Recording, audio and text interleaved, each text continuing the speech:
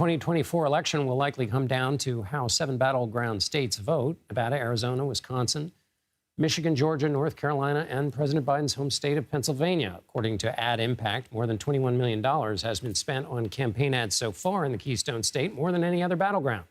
Biden has already visited Pennsylvania at least 7 times this election cycle. Donald Trump at least 4. Biden has visited no state more in his presidency than Pennsylvania in this battleground group.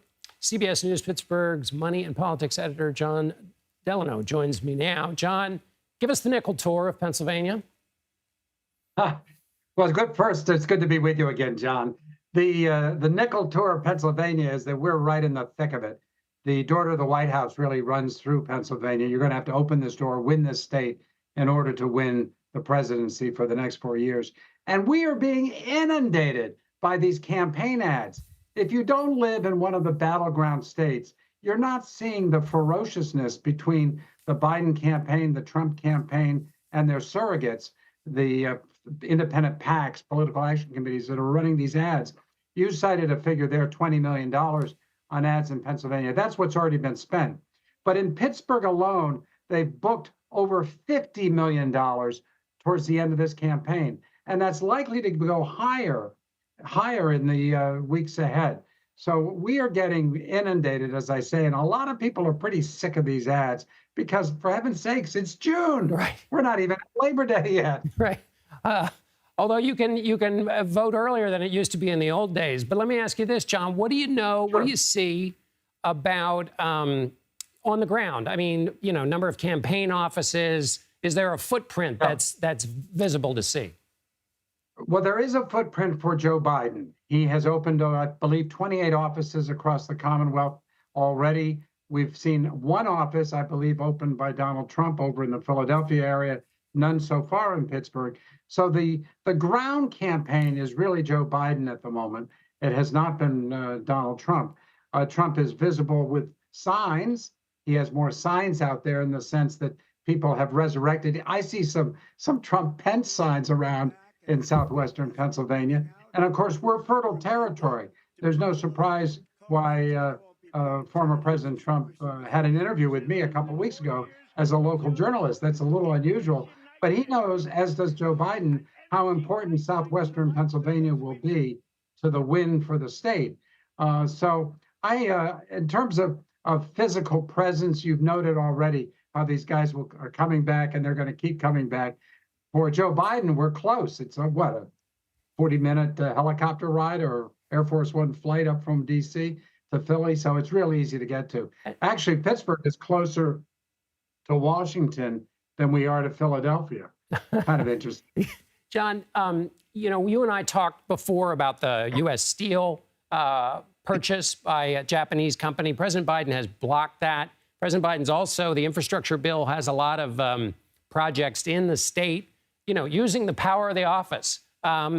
Is that obvious? Are voters talking about that? Is it, It's a great question, John. It really is, because the connection is not really there.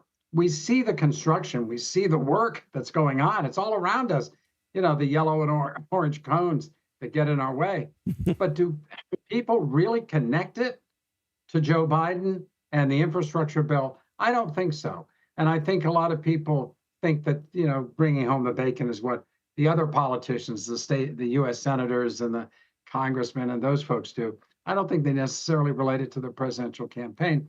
And let's face it, when there are ribbon cuttings, Republicans who voted against these infrastructure bills are just as likely to show up to cut the ribbon as the Democrats are. So it's I just don't think it's penetrated yet. And I think you're right to point it out, because I think if you're going to run a successful campaign, Biden's people have to make it very clear that the reason not only are these projects going on, but they're employing union workers, union workers that have used to vote Democrat who are now voting for Donald Trump. And very quickly, John, you mentioned the used to have, it was a state that had gone for the Democratic presidential candidate since '88. Then Trump wins it in 2016.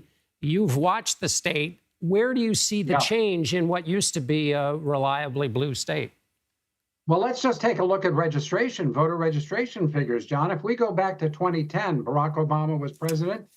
Democrats outnumbered Republicans in Pennsylvania by 1.2 million. 1.2 million voters. Today, the Democratic lead is 400,000. So it's really been cut. Now, one analysis is that these are Democrats who were voting Republican, and they've finally gone home to their Republican Party. And Pennsylvania, if you win, the last person to win, a governor to win by over 1 million votes was Governor Bob Casey decades ago. In Pennsylvania, you win an election by a couple 100,000 votes, it's a landslide.